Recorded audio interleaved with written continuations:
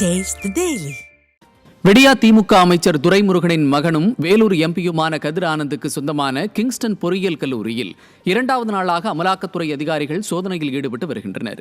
வேலூர் மாவட்டம் காட்பாடி அடுத்த கிறிஸ்டியான்பேட்டை பகுதியில் செயல்பட்டு வரும் கதிர் ஆனந்துக்கு சொந்தமான கிங்ஸ்டன் பொறியியல் கல்லூரியில் சுமார் 28 மணி நேரத்தை கடந்து அமலாக்கத்துறை அதிகாரிகள் சோதனையில் ஈடுபட்டுள்ளனர்.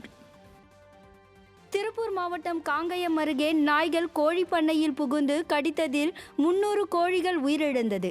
அழகே கவுண்டன்புதூரில் கோபால்ராஜ் என்பவருக்கு சொந்தமான கோழி பண்ணையில் வெறி நாய்கள் புகுந்து கோழிகளை கடித்ததில் 300க்கும் மேற்பட்ட கோழிகள் உயிரிழந்த நிலையில் 50க்கும் மேற்பட்ட கோழிகள் படுகாயமடைந்துள்ளது. நிர்வாக திறனற்ற ஸ்டாலின் அரசின் மாவட்ட நிர்வாகம் வெறி நாய்களை கட்டுப்படுத்த தவறியதால் இத்தகைய விபரீதம் ஏற்பட்டுள்ளதாக குற்றச்சாட்டு எழுந்துள்ளது.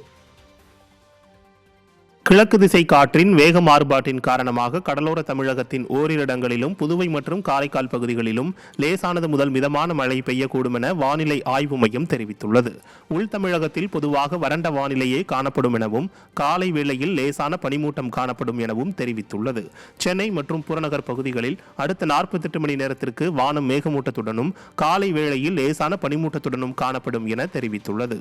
அடுத்த 2 நாட்களுக்கு தென் தமிழகம் மற்றும் குமரி கடலோர பகுதிகளில் மணிக்கு 35 முதல் 45 கிலோமீட்டர் வேகத்திலும் இடையிடையே 55 கிலோமீட்டர் வேகத்திலும் சூறாவளி காற்று வீசக்கூடும் என்பதால் அப்பகுதியில் மீனவர்கள் கடலுக்கு செல்ல வேண்டாம் என அறிவுறுத்தப்படுவதாக வானிலை ஆய்வு மையம் தெரிவித்துள்ளது.